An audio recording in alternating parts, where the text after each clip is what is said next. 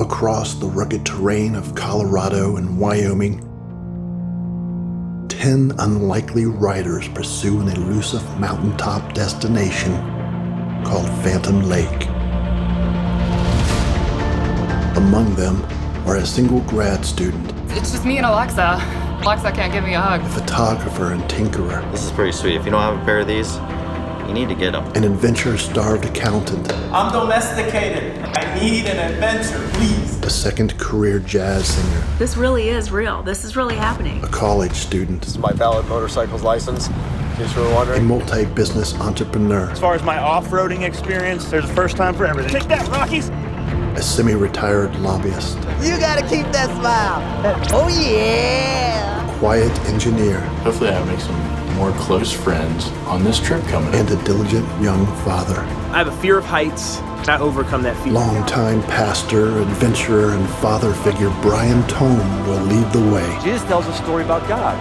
He says what God does is he gives different. To make it to the end, they must overcome mental fatigue, physical fatigue, and even the landscape itself. Will these riders have the determination, stamina, and courage to make it to the end? I wake up every day and I say to God, God, whatever you got going on today, I want to be a part of it. We're going to do something really unorthodox in taking inexperienced riders on this trip. You got to be in a situation that's foreign to what you're used to. New riders are going to be challenged. I have this feeling that everyone has an adventure that they're on. I want to see real people in the real world with real life adventures learn how to conquer them. That's why I want to do this trip with people who need it. We're not in a difficult position. We don't grow the way we could grow. I learn when things are difficult. I learned when I get smacked in the mouth. I learn when I fall down. I don't want to fail because I didn't try hard enough. Some people would say, well, you're a pastor. Shouldn't you just be doing Bible studies? I'm about making real men and women stronger, and this is a way that I found that does it.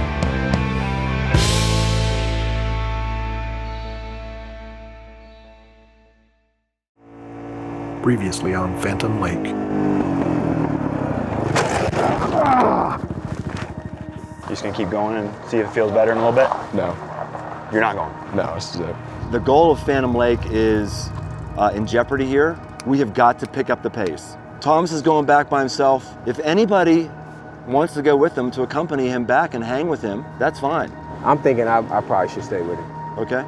As I think about the strength of the group, that makes me the weak link in the group. Do you want to stay or you want to leave? I want to stay. We want you to stay too. I fell on my shoulder and it popped real hard. That hurt a lot. Don't hit me right there. I think we all have areas of brokenness, all of us. We all have sin. We all suck.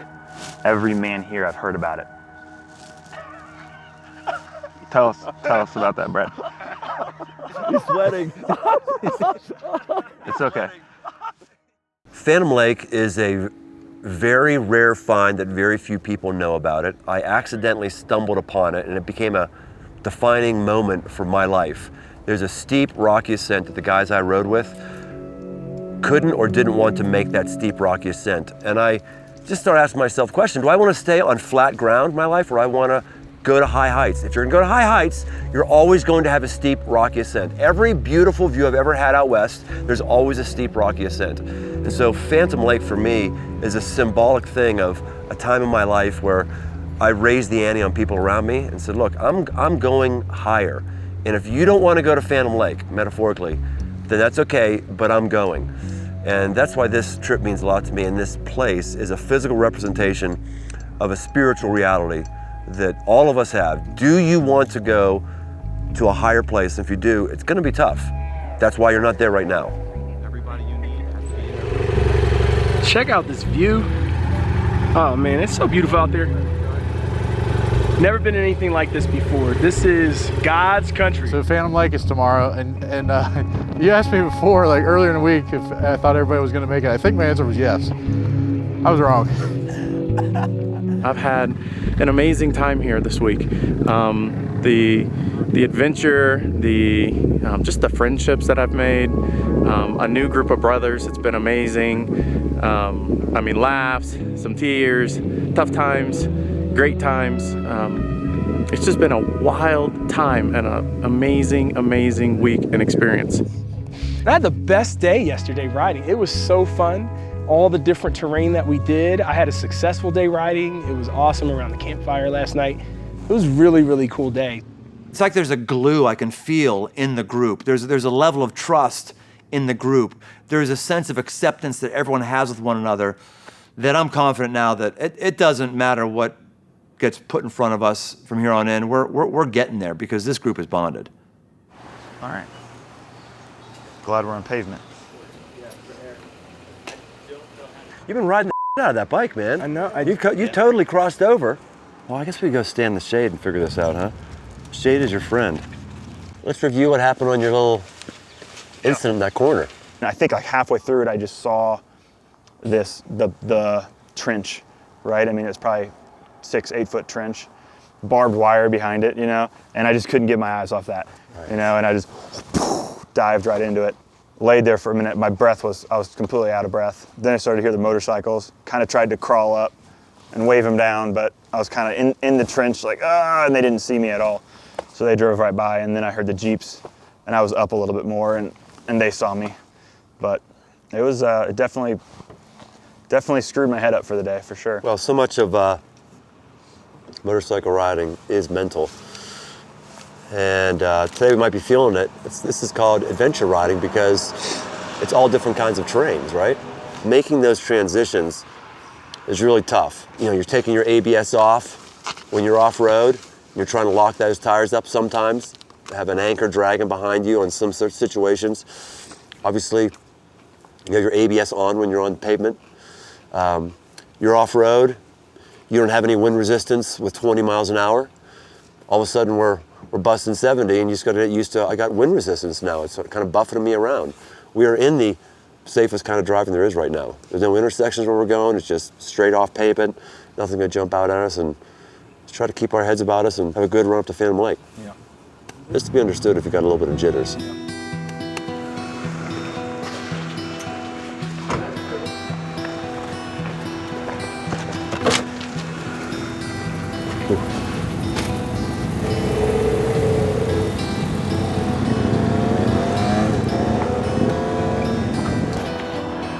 Good morning, this is Big John. Just wanted to do a recap of yesterday in terms of how I was processing my decision to leave the group. One of the most powerful things that a person can do at any point in their life is make their own decision. There's nothing better than making your own decision and being comfortable with the decision that you make. Now, when I got back to the hotel with the group, I'm thinking, this is like the damn Titanic, because the people who are now at the out of the journey per se in terms of continuing on until the rendezvous point are women, children, and the elderly, right? So we got the two women who are out. We have Thomas, who's the youngest, who's out, and then you got me, who was in the group, who was the eldest, right? So I get word that John decides he's going to catch up and meet us. Can you believe it, BT? Well, if it isn't the man himself. Ride go okay? Ride go okay? Oh yeah, it went well. When you're out, you're out. And it's not because I want to be a jerk about it. It's because the group has changed. John was a very positive part of the culture before. Very, very, very, very positive. Great, great, great guy. But the group has kind of moved on, and I don't want to introduce another wild card into the mix, as stable as John is. And so I've got to be the one that tells John that, you know, he's out. The unfortunate thing is you can't hang with us. Oh, okay. Yeah. All right, you hate my guts? Kinda. No. I was extremely proud of what I had accomplished, especially given the fact that I really hadn't ridden a bike truly in 30 years. All right, dude. You're a good man. All right. Well, I hope to see you tomorrow then. Yeah, you'll see me. All right, okay. good. Is that right? Today? Yeah. He did? Yeah. Yeah, into a ditch. What? Down hard. Yeah. Let's go, guys. Gravel roads. All right. Zach, let's go. I better mount up now. All right, man. Good seeing you. See you guys.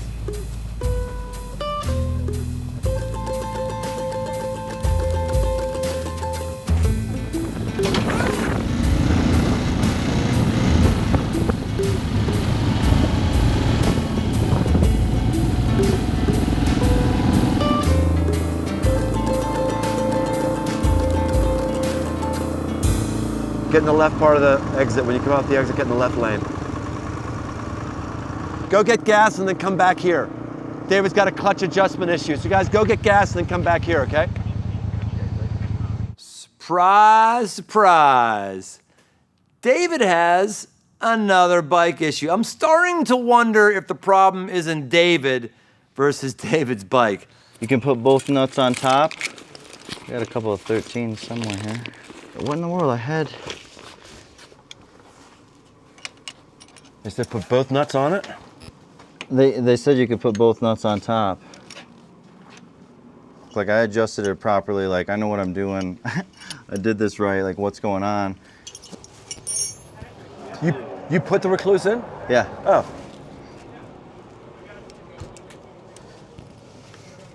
We're about 137 miles out from the entrance to Phantom Lake. I know we're tired. I know we'd love to stop now. Would you rather do less miles today and get a campsite and more miles tomorrow, or would you rather do more miles today and less miles tomorrow before we make the ascent? More today for me. More today, yeah. So you guys want more tonight? All right. Come on. This thing is the worst. I got some tension back, and then we took off and it went away. It's not even engaged. Holy cow. So yeah, I have to pull it off. Like I said, I just gotta find a place I can do it. I mean, you could work on it and then we get going, then we let you know where we are in the campsite. Like you guys could actually take all this time to find the campsite and then I just zip in.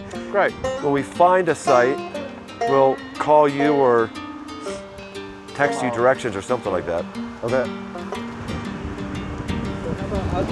We'll go to the campsite and then as soon as we get there, we'll just send a few back to find them.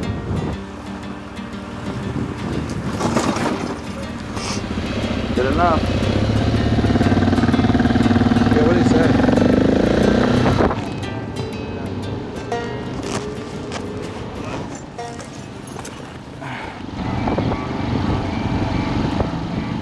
Yeah, I was like, damn, John. I can't believe you showed up looking refreshed. Well, your hair's in shape. Well, you know, I gotta keep that clean look. I never know when the camera might show up. What? I can't believe that. Now you can love up on me nicely. We had to ignore you. I know y'all act like I was a bad sticky booger. We were like, why you showing up? I was like, what is wrong with these guys? I'm like, they embrace Dave, but they look at me like I got the plague. I'm like, hey, it's me. This is really weird. But I did miss you guys. I want you guys. Well, we're missing the Kool-Aid spoon. Oh my God. Kool-Aid. Oh yeah. Yeah. So it's all good. All right, we ready, guys? Thanks, John. Goodbye. Love you, man. All right, see you tomorrow. Can't wait. Thanks, man. We were just coming up the corner here and saw this man right over here. We saw David just on the side of the road on this little awning here. Well, we found the culprit. It's this clutch basket nut. I don't have the right size tool, so my buddy Ron here, who has so graciously found me tool after tool after tool, he's come through in a pinch, and I would say that his help is clutch. We have near success closing up the bike. See if it works. Shop terms, mechanical things to say. Yeah, I mean, I have a Closing lot to contribute to what's happening here. David, is it working? How's it feel? It feels good. It's working like it's supposed to. Now I know what's wrong with that. I still need to get the right tool, but we'll deal with that tomorrow. Make no mistake about it, this trip is a bear. I'm looking forward to getting to Pham Lake, and I'm looking forward to being done.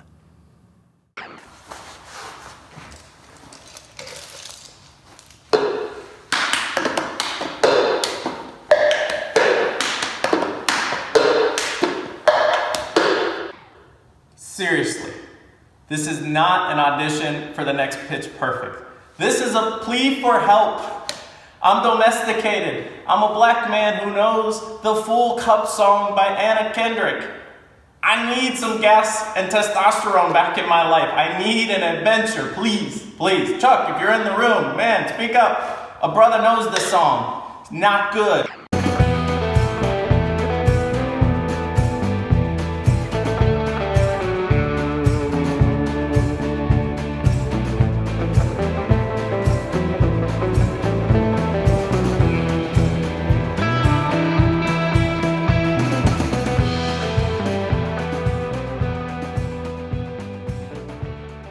Well, we're here staged for the run to Phantom Lake tomorrow. I'm pretty hopeful how it goes. I'll tell you, if I never do another mile on the highway with these guys, that would be fine by me. I'm trying to be grace-giving everything, but like not going the speed limit on a motorcycle, it's freaking frustrating.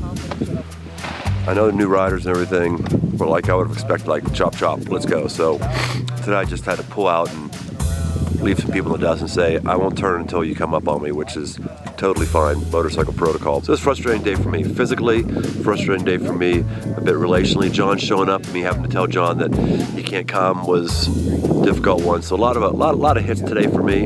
I'm worn down, if you can't tell by the bags. And I got more bags in my eyes than Kroger does, I'm sure. And I need to blow my nose right now. So that's where I am today.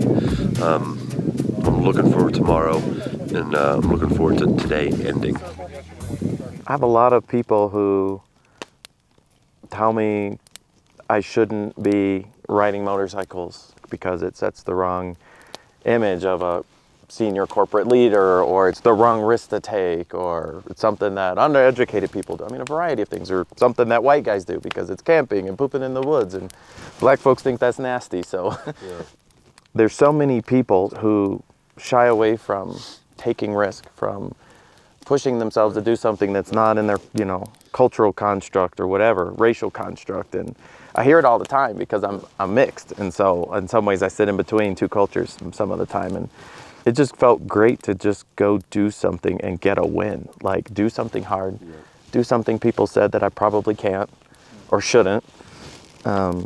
Work through, for me, just the exposure issue. Like when those voices are saying that, you don't want them to see you mess up. Like, there's just all of this extra pressure, even when you declare, oh yeah, guess what, I'm gonna go do this anyway. It is shocking to me that a grown adult will be told by another grown adult that you're being a bad example. You're not doing crack. Yeah, isn't that crazy? You're not. If you don't have the ability to see possibilities, to see adventure, to take risks, you shouldn't be in leadership at a Fortune 100 company. That's why your stock price sucks. For me, I think just taking away that I need to lean into his plan and trust him more and worry about what other people think less. Just the naysayers and this world, the tribes here, just less. Like I'm a member of his kingdom first, and then I participate in tribes here at work, at whatever, culturally, hobbies. But I have to lean into that kingdom first, and I have to pursue that adventure first. And it's an amazing and scary adventure, and there's just, it's unknown and you take hits, but that's gotta be, it's just worth it, and it's amazing. And the tribe stuff, I just have to let go, just kind of how people feel about that, and not let them make me work to just maintain, make me work to just be in the tribe and just, not offend or upset them or challenge them or expose maybe their own issues where they're being chicken or, not willing to maybe go along and take a risk themselves. And so for me, I think this trip has just really reinforced that for me. I just hope that people look at your story, whatever business they're in, wherever they are, this idea that I've got to play it safe and just keep doing what I've always done, it doesn't work. Yep. It doesn't get you up the mountain. I'm so proud of you, man. You've become a good friend of mine.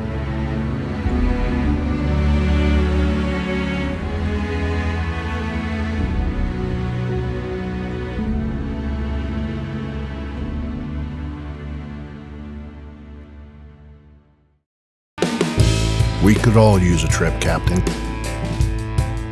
Get Brian's unfiltered encouragement and challenge straight to your inbox.